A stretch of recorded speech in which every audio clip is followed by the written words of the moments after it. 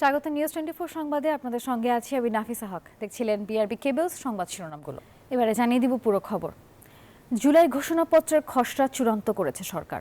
5 August বিকেল 5টায় গণ অভ্যুত্থানের সব পক্ষের উপস্থিতিতে প্রকাশ করা হবে জুলাই ঘোষণাপত্র। কিছুক্ষণ আগে প্রধান উপদেষ্টা প্রেস উইং থেকে এই তথ্য জানানো হয়। আর এর আগে শনিবার সকালে তথ্য উপদেষ্টা মাহফুজ আলম জানান 5 আগস্টের আগেই আসতে পারে জুলাই ঘোষণাপত্র। আরও জানান সব রাজনৈতিক দলের ঐকমত্যের ভিত্তিতেই সই হবে জুলাই সনদ। তথ্য মন্ত্রণালয়ে আয়োজিত জুলাই পূর্ণ জাগরণ র্যালি শেষে তিনি এই মন্তব্য করেন। বলেন, জুলাই শহীদদের স্মরণ যতদিন থাকবে ততদিন নতুন বাংলাদেশের স্বপ্ন বেঁচে থাকবে।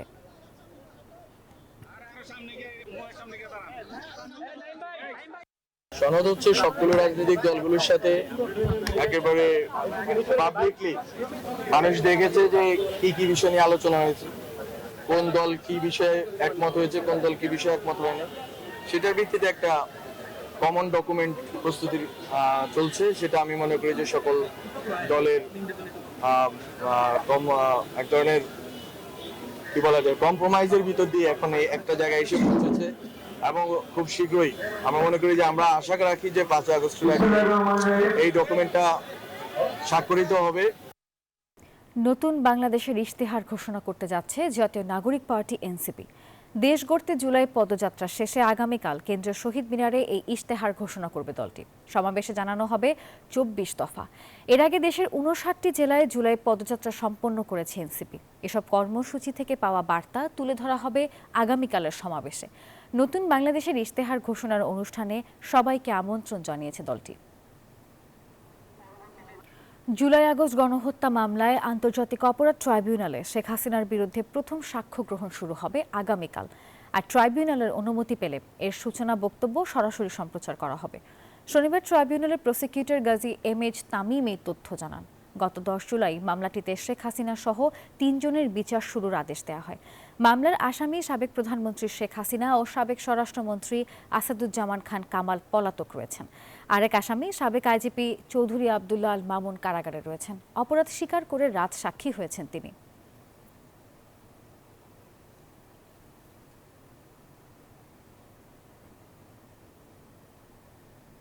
দেশকে অস্থিতিশীল করার ষড়যন্ত্রকারীরা যে বাহিনীরই হোক ছাড় পাবে না।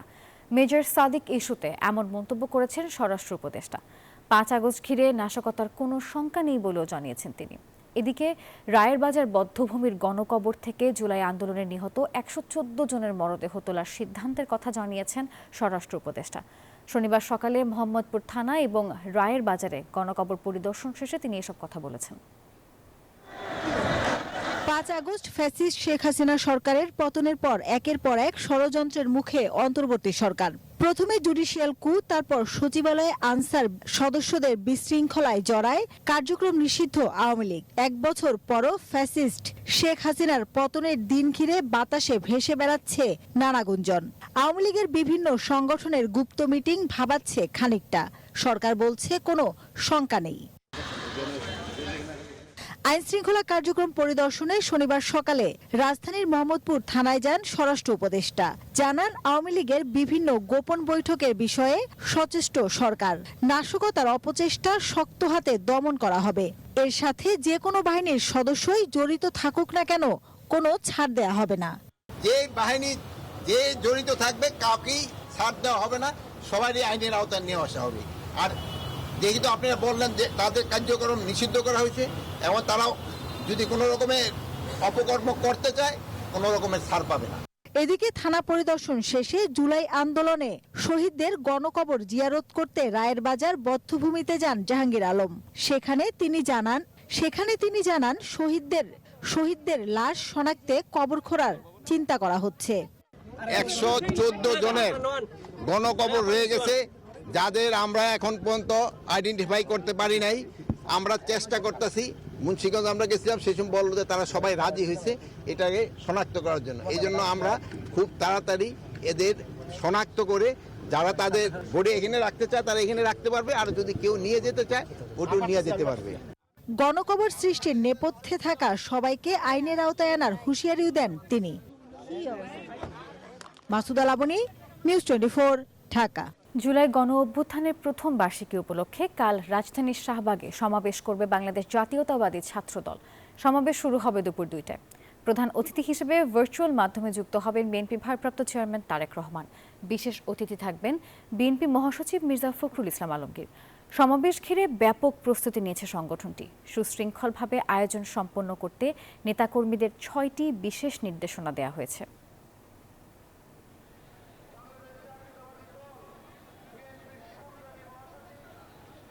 রাষ্ট্র সংস্কারে যারা নতুন তত্ত্ব নিয়ে হাজির হচ্ছেন তারা সংসদীয় গণতন্ত্রে বিশ্বাসী নন, এমন মন্তব্য করেছেন বিএনপির স্থায়ী কমিটির সদস্য আমির খসরু মাহমুদ চৌধুরী।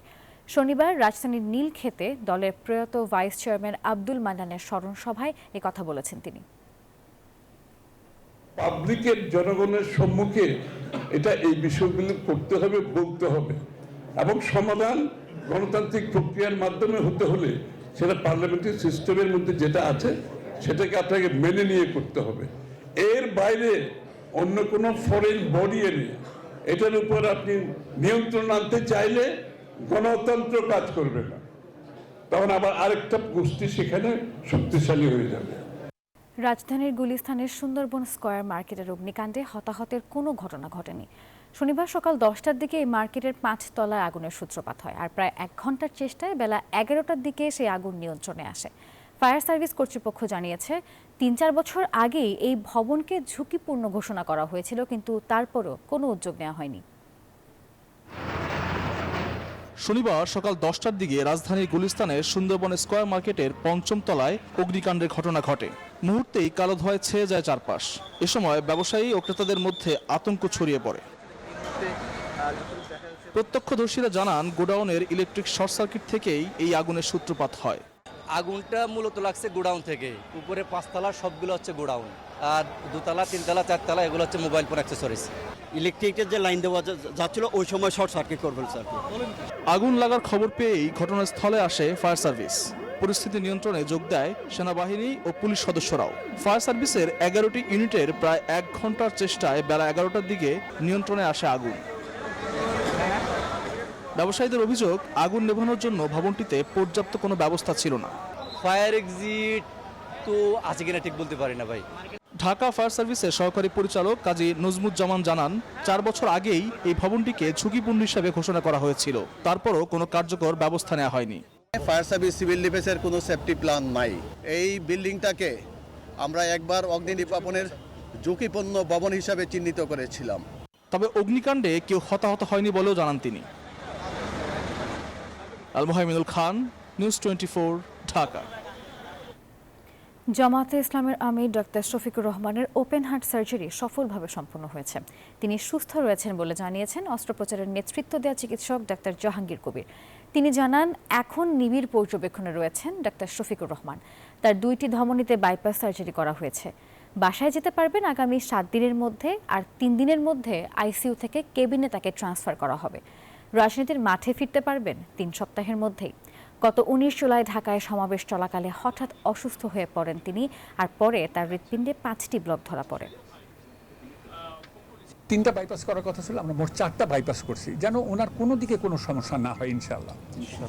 এবং অ্যানেস্থেশিয়া যেমন ডক্টর শহীদ ছিল এবং ওনার টিম এবং আমার কার্ডিয়াক সার্জারি সব টিম সুষ্ঠুভাবে কোনো কমপ্লিকেশন ছাড়া অপারেশন শেষ করেছে, এবং আমি আশা করি উনি 7 দিনের দিন বাসায় চলে যাবেন। দর্শক, রাজধানী ইউনাইটেড হসপিটালে আছেন আমাদের সহকর্মী তাহমিদ আমিন, যুক্ত হচ্ছে তার সঙ্গে। তাহমিদ, জানাবেন জামাত আমিরের সবশেষ শারীরিক অবস্থার কি তথ্য আপনারা পেয়েছেন, এবং সেই সঙ্গে তাকে দেখতে হসপিটালে আসলে কারা কারা এসেছেন, এখনকার কি পরিস্থিতি?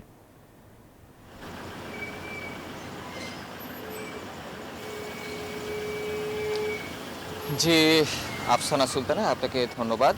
আমি এখন আছি রাজধানীর ইউনাইটেড হাসপাতালে, যেখানে আপনারা জানেন যে আজকে ডক্টর মোহাম্মদ শফিকুর রহমান জামায়াতে আমিরের আজকে হার্টে বাইপাস করার কথা রয়েছে, এবং সেই চিকিৎসাটি সম্পন্ন হয়েছে। চিকিৎসক জাহাঙ্গীর আলম আমাদেরকে জানিয়েছেন যে ডক্টর মোহাম্মদ শফিকুর রহমানের অপারেশনটি সম্পূর্ণরূপে সাকসেসফুল হয়েছে এবং তিনি সম্পূর্ণরূপে সুস্থ রয়েছেন এখন পর্যন্ত। এবং ডক্টর জাহাঙ্গীর আলম আমাদেরকে এও জানিয়েছেন যে তার হার্টে 4টি বাইপাস করা হয়েছে এবং 7 দিন পরেই কিন্তু তিনি ঘরে ফিরে যেতে পারবেন। এরপরে কিন্তু 3 দিন তাকে আইসিইউতে থাকতে হবে, 3 দিন পরে তিনি বেডে যাবেন। এরপর তারপর তাকে বাসায় ফেরত দেওয়া হবে। আপনাদেরকে জানিয়ে রাখতে চাই যে এই অপারেশনটি সম্পন্ন হওয়ার পরপরই কিন্তু বিভিন্ন দলের নেতাকর্মীরা এখানে এসেছেন। বিশেষ করে আমরা দেখেছি বিএনপি মহাসচিব মির্জা ফখরুল ইসলাম আলমগীর এখানে এসেছেন। তিনি জামায়াতে আমির ডক্টর মোহাম্মদ শফিকুর রহমানের সঙ্গে সাক্ষাৎ করেছেন এবং এই চিকিৎসা সম্পন্নের পরে কিন্তু জামায়াতের সেক্রেটারি জেনারেল গোলাম পরোয়ার গণমাধ্যম কর্মীদের সঙ্গে কথা বলেছেন। তিনি বলেছেন যে এখানকার যে চিকিৎসা ব্যবস্থা সেটি খুবই ভালো এবং তিনি বাংলাদেশের মানুষদের একটি বার্তা দিতে চেয়েছেন যে বাংলাদেশেও ভালো চিকিৎসা করা সম্ভব। এটি জামায়াতে আমির শফিকুর রহমান প্রমাণ করেছেন এবং তিনি বাংলাদেশের মানুষ যেন সামনে বাংলাদেশের চিকিৎসা নিতে উদ্বুদ্ধ হয় সেই চেষ্টাই কিন্তু তারা করেছেন। যে এখন পর্যন্ত আপনাদের সর্বশেষ জানিয়ে রাখতে চাই যে জামায়াতে ইসলামের আমির ডক্টর শফিকুর রহমান সুস্থ রয়েছেন এবং 7 দিন পরেই তিনি বাসায় ফিরে যেতে পারবেন। যে এই ছিল আমার কাছে এখান থেকে সর্বশেষ। তামির, ধন্যবাদ আপনাকে। পরিবেশ এখন জনস্বার্থ ও রাষ্ট্রীয় অগ্রাধিকার, তাই নতুন করে কোনো প্রকল্পের দরকার নেই। পরিবেশের স্বাভাবিক গতি নিশ্চিত করতে হবে, এসব মন্তব্য করেছেন পরিবেশ, বন ও জলবায়ু বিষয়ক উপদেষ্টা সৈয়দা রিজওয়ানা হাসান। শনিবার রাজধানীর আগারগাঁওয়ে পরিবেশ অধিদপ্তরে এক গোলটেবিল বৈঠকে এসব কথা বলেন তিনি। পরিবেশ উপদেষ্টা বলেন, জলবায়ু পরিবর্তন, নদী দখল, বন উজাড়, পাহাড় নিধনের নানান ভয়াবহতা এখন সামনে আসছে। এসব থেকে রক্ষা পেতে হলে পরিবেশকে আর উপেক্ষা করা যাবে না, সঠিক রোডম্যাপ তৈরি করে এগোতে হবে। নদী ভাঙা লোকজনের সুরক্ষার জন্য আমাদের আসলে একটা বড় ধরনের পরিকল্পনা দরকার। কেমন করে তাদেরকে আমরা পুনর্বাসন করব, এইগুলি হবে জলবায়ু পরিবর্তন ট্রাস্ট ফান্ডের প্রধান কাজগুলোর মধ্যে অন্যতম। প্ল্যান খালি এইটা না যে আমি কয়লা ভিত্তিক বিদ্যুৎ প্রকল্প করব কি করব না, প্ল্যান এইটাও যে আমি আমার জলবায়ু ঝুঁকিতে থাকা মানুষগুলোকে কি করব, সেই এলাকাগুলোর ডেভেলপমেন্ট আমি কিভাবে কন্ট্রোল করব। যুক্তরাষ্ট্রে অবৈধভাবে অবস্থানের অভিযোগে ৩৯ জন বাংলাদেশিকে দেশে ফেরত পাঠানো হয়েছে। শনিবার সকালে দেশটির একটি সামরিক বিমানে করে ঢাকার হযরত শাহজালাল আন্তর্জাতিক বিমানবন্দরে পৌঁছান তারা। শুক্রবার পররাষ্ট্র মন্ত্রণালয়ের কনস্যুলার ও কল্যাণ অনুবিভাগের এক বার্তায় বলা হয়, মার্কিন সামরিক বাহিনীর বিমানে করে ৬১ বাংলাদেশিকে ফেরত পাঠানো হচ্ছে, তবে দেশে এসেছেন ৩৯ জন। বিভিন্ন সময় আরও ১১৮ বাংলাদেশি নাগরিককে ফেরত পাঠিয়েছে যুক্তরাষ্ট্র।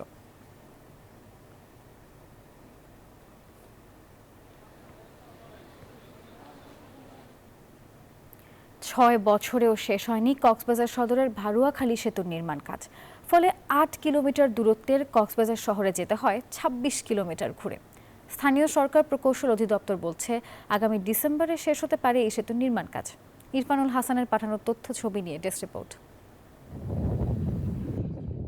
কক্সবাজার সদরের ভুরুয়াখালীর দক্ষিণ পশ্চিম প্রান্তে তেতইয়ে খালের উপর ভুরুয়াখালী খুরুশকুল সংযোগ সেতুতে আটকে গেছে প্রায় লক্ষাধিক মানুষের স্বপ্ন। ২০১৯ সালে সেতুটির নির্মাণ কাজ শুরু হলে আশায় বুক বাঁধে এই অঞ্চলের মানুষ। কাজ শুরুর দীর্ঘ ৬ বছর অতিবাহিত হলেও এখনো ৭০% কাজ শেষ হয়নি। ফলে কক্সবাজার শহরে যেতে পাড়ি দিতে হচ্ছে ১৮ কিলোমিটার অতিরিক্ত পথ। এখানে যিনি ঠিকাদার, এখানকার যারা কর্তৃপক্ষ আছেন, ওনাদের যে হারে যেভাবে লোকবল নিয়োগ দেওয়া দরকার সেখানে তারা সেভাবে দিচ্ছে না। ক্ষমতা আর জনপ্রতিনিধিদের পালাবদল হলেও বাড়েনি কাজের গতি। দ্রুতগতিতে কাজ করা দরকার, যাতে ভারতের মানুষের সেই কাঙ্ক্ষিত স্বপ্নটা পূরণ হয়ে যায় এবং যাতায়াতের ক্ষেত্রে একটু সহজ হয়ে যায়, যেটা ভারতের সমস্ত মানুষই প্রত্যাশা করে। স্থানীয় সরকার প্রকৌশল অধিদপ্তর বলছে, ডিসেম্বরের মধ্যে কাঠামোগত কাজ শেষ হবে। আগামী বছরের মার্চ এপ্রিলের দিকে সেতুটি চলাচলের উপযোগী হবে। ডিসেম্বরের মধ্যে আমাদের স্ট্রাকচারাল কাজ শেষ হবে ইনশাআল্লাহ। এর মধ্যে অ্যাপ্রোচের কাজটা যদি সাইমালটেনিয়াসলি করতে পারি তাহলে হয়তো আর 2-3 মাস বেশি লাগতেও পারে আর কি। ৩৬ কোটি টাকা ব্যয় ধরা এই সেতুটির প্রকল্প বাস্তবায়নের দায়িত্বে আছে ঠিকাদারি প্রতিষ্ঠান তমা construction O messrs M A Zaher JV. Desk report, news 24। দেশে চালের অন্যতম বৃহৎ মোকাম কুষ্টিয়ার খাজানগর, অথচ সেখানকার রাস্তারই বেহাল দশা। প্রতিদিন কয়েকশো ট্রাক ভর্তি চাল ঢাকাসহ সারা দেশের বাজারে সরবরাহ করেন এখানকার মিলার এবং ব্যবসায়ীরা। কিন্তু এই রাস্তা দীর্ঘদিন সংস্কার না হওয়ায় এখন দুর্ভোগে রয়েছেন তারা। সড়ক ও জনপথ বিভাগ এই বিষয়ে বলছে, স্থানীয় এবং স্থায়ী সমাধানে রাস্তাটি 4 লেনে উন্নীত করার কাজ চলমান রয়েছে। মাহতাবুদ্দিন লালনের পাঠানো তথ্য ছবি নিয়ে ডেস্ক রিপোর্ট। বৃষ্টিতে হাঁটু সমান কাদা পানি আর রোদে ধুলোবালি। দেশের অন্যতম বৃহৎ চালের মোকাম কুষ্টিয়ার খাজানগর আঞ্চলিক সড়কের দৃশ্য এটি। এই রাস্তা দিয়ে প্রতিদিন শত শত ধান চালবাহী ট্রাক সহ বিভিন্ন যানবাহন চলাচল করে। দুর্ভোগের পাশাপাশি প্রতিনিয়তই ঘটছে দুর্ঘটনা। আমরা খুব বিপদে পড়ি, অ্যাক্সেল ভেঙে যায় এবং গাড়ি নিয়ে আটকে থাকতে হয়, খুব কষ্ট হয়। খুবই আশঙ্কাজনক, সবসময় গাড়ি ভেঙে পড়ে থাকছে, চলাচল খুবই কষ্ট, কর্তৃপক্ষের কোনো নজর নেই। অটোগুলো উল্টাই যাইতেছে, সিএনজি জ্বলতেছে, প্রচন্ড কষ্ট হইতেছে আমাদের যাতায়াতের। ব্যবসায়ীরা বলছেন তারা সরকারকে প্রতি বছর শত কোটি টাকা রাজস্ব দেন। দ্রুত রাস্তাটি সংস্কার করা না হলে ব্যাহত হতে পারে কুষ্টিয়ার অর্থনৈতিক কার্যক্রম। মালিকদের ক্ষতিগ্রস্ত হচ্ছে, জানমালের ক্ষতি হচ্ছে, এদিকে আবার আপনার চাউল উৎপাদন শিল্প বন্ধ হয়ে যাচ্ছে। চালের গাড়ি উল্টাচ্ছে, বিভিন্ন মানুষ ক্ষতিগ্রস্ত হচ্ছে। রাস্তার বেহাল দশায় চরম ভোগান্তিতে স্থানীয় বাসিন্দারাও। প্রতিনিয়ত মনে করেন যে অ্যাক্সিডেন্ট হয়ে জ্যাম জটের যেরকম সৃষ্টি হচ্ছে, মানুষ চরম ভোগান্তিতে আছে। এখানে প্রতিনিয়ত জাম লেগে থাকে, কেউ দেখার নাই। চাউলের গাড়ি আসতে খুবই কষ্ট হচ্ছে এবং আপনারা জানেন প্রতিনিয়তই দুর্ঘটনা ঘটছে। ভোগান্তি নিরসনে সড়কটি 4 লেনে উন্নীত করার পরিকল্পনা আছে বলে জানান সড়ক ও জনপথ বিভাগের এই কর্মকর্তা। এই পানি নিষ্কাশনের জন্য আমরা খাজানগরে ড্রেন নির্মাণ, মাইনর থেকেও ড্রেন নির্মাণ করেছি। আমাদের পরবর্তীতে পরিকল্পনা আছে এই রাস্তাটি 4 লেন সহ, পরাদাহ পর্যন্ত 4 লেন সহ এটা 10.3 উন্নীত করা। চালের মোকামকে কেন্দ্র করে কুষ্টিয়ায় গড়ে উঠেছে বিশাল অর্থনৈতিক বলয়। সেই বলয়ের প্রাণরেখা রাস্তাটি দ্রুত সংস্কার করা না হলে ক্ষতিগ্রস্ত হবে পুরো অঞ্চল। Desk report, news 24। নানান সমস্যায় জর্জরিত পিরোজপুর মা ও শিশু কল্যাণ কেন্দ্র এখন চলছে খুঁড়িয়ে খুঁড়িয়ে। ঝুঁকিপূর্ণ ভবন, জনবল সংকটের পাশাপাশি নেই পর্যাপ্ত ওষুধ সরবরাহ। প্রয়োজনীয় যন্ত্রপাতির অভাবে কাঙ্ক্ষিত সেবা পাচ্ছেন না রোগীরা, আর সেই সাথে হিমশিম খাচ্ছেন চিকিৎসক এবং নার্সরাও। গোলাম মোস্তফার তথ্য এবং ছবি নিয়ে ডেস্ক রিপোর্টে বিস্তারিত। নিম্ন ও মধ্যবিত্ত পরিবারের গর্ভবতী মহিলা ও শিশুদের চিকিৎসা সেবা দিতে 20 শয্যা বিশিষ্ট হাসপাতালটির যাত্রা। নেই পর্যাপ্ত চিকিৎসক, এমনকি নেই অ্যানেস্থেসিয়া বিশেষজ্ঞ, ফলে ব্যথামুক্ত ডেলিভারি সম্ভব হচ্ছে না। পরিবার কল্যাণ পরিদর্শিকা পদও শূন্য। নেই আল্ট্রাসনোগ্রাম পরীক্ষার জন্য প্রয়োজনীয় যন্ত্রপাতিও। প্রায় 1 বছর ধরে বন্ধ মেডিসিন সরবরাহ। নিয়মিত অ্যানেস্থেসিয়া ডাক্তার না থাকার কারণে এখানে সিজারিয়ান সেকশন বন্ধ আছে দীর্ঘ 3-3.5 বছর যাবত। পদ্ধতিগুলো আমাদের আছে, কিন্তু সাধারণ রোগীর যে ওষুধগুলো এগুলো আমাদের অনেক দিন যাবত সাপ্লাই এখানে আছে। হাসপাতালটির ভবনটির অবস্থাও করুণ। খসে পড়েছে পলেস্তারা। একমাত্র অ্যাম্বুলেন্সটি অকেজো হয়ে পড়ে আছে দীর্ঘদিন। এসব নানা সমস্যায় জর্জরিত পিরোজপুর মা ও শিশু কল্যাণ কেন্দ্রটি দিন দিন মানুষের আস্থা হারাচ্ছে। এই জায়গা জরুরি সেবা পাইলে আমাদের একটু কম কষ্ট হয়, গরিব মানুষ কিছু উপকার হয়। এই জায়গা ওষুধ না থাকলে আমাদের এটা হয় না, কষ্ট হয়ে যায়। বিষয়গুলো ঊর্ধ্বতন কর্তৃপক্ষকে অবহিত করা হয়েছে, এমন দায়সারা জবাব জেলা পরিবার পরিকল্পনা কর্মকর্তার। ওখানে ভূত অবকাঠামোর অবস্থা খুবই নাজুক, খুবই ঝুঁকিপূর্ণ, খুবই জরাজীর্ণ। বিষয়টা ঊর্ধ্বতন কর্তৃপক্ষকেও অবহিত করা হচ্ছে। আমাদের বিভাগীয় পরিচালক মহোদয় সহ এক্সিকিউটিভ ইঞ্জিনিয়ার এইচসিডি ওনারাও কেন্দ্রটা ভিজিট করছেন। হাসপাতালের তথ্য অনুযায়ী গত 6 মাসে হাসপাতালটিতে নরমাল ডেলিভারি হয়েছে 44 জন এবং সিজারিয়ান ডেলিভারি 1 জন, যা বিগত বছরের 3 ভাগের 1 ভাগ। Desk report, news 24। দাম কমে যাওয়ায় হিমাগারে সংরক্ষণ করা আলু নিয়ে বিপাকে পড়েছেন জয়পুরহাটের কৃষক এবং ব্যবসায়ীরা। হিমাগারে রাখা 1100 টাকার 1 বস্তা আলু বর্তমানে বিক্রি হচ্ছে 620 টাকায়। লোকসানের কারণে হিমাগার থেকে আলু নিয়ে যাচ্ছেন অনেকেই। আলমগীর চৌধুরীর পাঠানো তথ্য ছবি নিয়ে ডেস্ক রিপোর্টে দেখুন বিস্তারিত। জয়পুরহাটে এবার 43,470 হেক্টর জমি থেকে আলু উৎপাদন হয়েছে প্রায় 9.5 লাখ মেট্রিক টন, যার মধ্যে জেলায় 21টি হিমাগারে আলু সংরক্ষণ হয়েছে 2,07,000 মেট্রিক টন। গেল বছর দাম বেশি হওয়ায় এবার কৃষকের পাশাপাশি অধিকাংশ হিমাগারেও আলু সংরক্ষণ করে ব্যবসায়ীরা। হিমাগারে রাখার সময় 1 বস্তা আলুর দাম পড়েছে 1100 টাকা। 4 মাস পর সে আলু বিক্রি হচ্ছে 620 টাকায়। এতে বস্তা প্রতি কৃষকের লোকসান গুনতে হচ্ছে 900 টাকা। প্রতি 60 কেজির বস্তা ছিল 720 থেকে 30 টাকা। এই বিগত 2 দিনের ব্যবধানে মনে করেন যে আজকে 60 কেজির বস্তা 620 টাকা। যখন আলুর দাম বাড়ে তখন সরকার প্রশাসন থেকে অনেক আমাদের হেনস্থা করা হয়। আর এখন আলুর দাম কমছে, কোনো কারো খবর নেই। আমরা ব্যাংক থেকে ঋণ নিয়ে আলু সংরক্ষণ করছি, আমরা তো একবার নিঃশেষ হয়ে গেলাম। এই আলু যদি বিদেশে রপ্তানি না হয় তাহলে এই আলু ফেলে দেওয়া ছাড়া আর অন্য কোনো উপায় নাই। গেল বছর আলুর দাম বেশি হওয়ায় সরকার বাজার নিয়ন্ত্রণ করলেও লোকসান ঠেকাতে কোনো নজরদারি নেই অভিযোগ ব্যবসায়ীদের। যখন সিজন ছিল সেই সময় বিক্রি করলে আমি 700-800 টাকা মন বিক্রি করতে পারতাম। এখন পুরাটা বস্তা এখন দাম করতেছে আমার 250 টাকা বস্তা। 300 টাকা বস্তা, কেউ 350 টাকা বস্তা। সেই 350 টাকা বস্তা হোক, কোলেস্ট্রল হোক দেওয়া লাগবে। আমরা কিলে যাবো, আমরা হাত আর পাউলে যাওয়া লাগতেছে। আলুর মার্কেট ভালো করতে সরকারকে উদ্যোগ নেওয়ার আহ্বান হিমাগার কর্তৃপক্ষের। এই সময় গত বছরে প্রায় 55 থেকে 60,000 বস্তা আলু আমাদের স্টোর থেকে বের হয়ে গেছিল। এবছরে এসে এখন পর্যন্ত প্রায় 9 থেকে 9,500 বস্তা বের হয়ে গেছে, যা খুবই আগামীতে বিপদের সম্মুখীন। আমরা আশা করছি সরকারের পক্ষ থেকে কৃষকদের যাতে ক্ষতিটা কমানো যায় এ বিষয়ে অবশ্যই একটা পদক্ষেপ গ্রহণ করবে। বহুবিধ ব্যবহার নিশ্চিত করার মাধ্যমে আলুর চাহিদা ও দাম বাড়াতে সরকারকে উদ্যোগ নিতে হবে, এমন দাবি বাজার বিশেষজ্ঞদের। Desk report, news 24। যুক্তরাষ্ট্রের সঙ্গে করা বাণিজ্য চুক্তিতে দেশের স্বার্থবিরোধী কিছুই নেই, আর যেগুলো দেশের স্বার্থবিরোধী সেগুলো থেকে আলোচনার মাধ্যমে বের হয়ে এসেছে বাংলাদেশ। এমনটি জানিয়েছেন বাণিজ্য উপদেষ্টা শেখ বশিরউদ্দিন। ওয়াশিংটনে বাংলাদেশ দূতাবাসের প্রেস মিনিস্টার গোলাম মর্তুজাকে দেওয়া সাক্ষাৎকারে তিনি এসব কথা বলেন। ঘটনাটা কিছুটা দুঃখজনক যে চুক্তির বিষয়টা প্রকাশিত হয়ে গিয়েছে, লিক হয়ে গিয়েছিল। সেখানে দেশের স্বার্থবিরোধী কোনো বিষয়ই আসলে নেই, এবং যেগুলো দেশের স্বার্থ বিরোধী ইনডাইরেক্টলি হতে পারে সেসব জিনিস আমরা আলোচনার মাধ্যম দিয়ে আমরা সেখান থেকে বের হয়ে এসেছি, এবং আমরা অফকোর্স আমরা ক্লিয়ারলি বের হয়ে এসেছি, কারণ আমাদের সেটা যেটা পালনযোগ্য নয়, যেটা আমাদের স্বার্থের পরিপন্থী। আন্তর্জাতিক সংবাদ।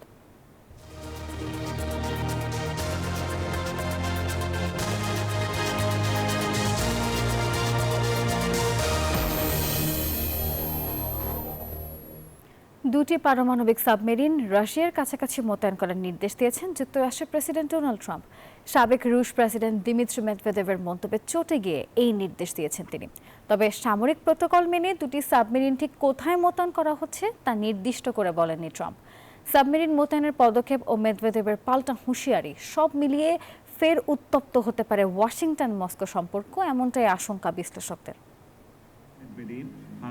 সাবেক রুশ প্রেসিডেন্ট দিমিত্রি মেদভেদেভের হুমকির জবাবে উপযুক্ত অঞ্চলে দুটি পারমাণবিক সাবমেরিন মোতায়েনের নির্দেশ দেওয়ার কথা জানিয়েছেন মার্কিন প্রেসিডেন্ট ডোনাল্ড ট্রাম্প।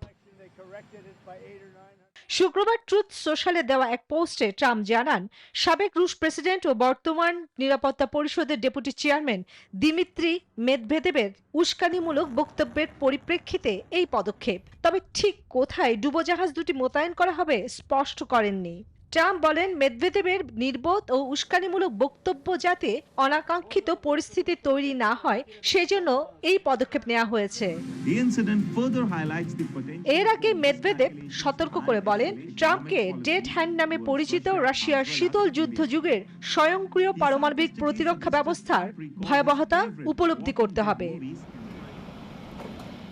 গেল বুধবার ইউক্রেন যুদ্ধ ইস্যুতে রাশিয়াকে 10 থেকে 12 দিনের মধ্যে যুদ্ধবিরতিতে সম্মত না হলে নিষেধাজ্ঞার হুমকি দেন ট্রাম্প। তারপর থেকেই রাশিয়া নিরাপত্তা পরিষদের শীর্ষ এই কর্মকর্তা ট্রাম্পকে একাধিকবার কটাক্ষ করেছেন।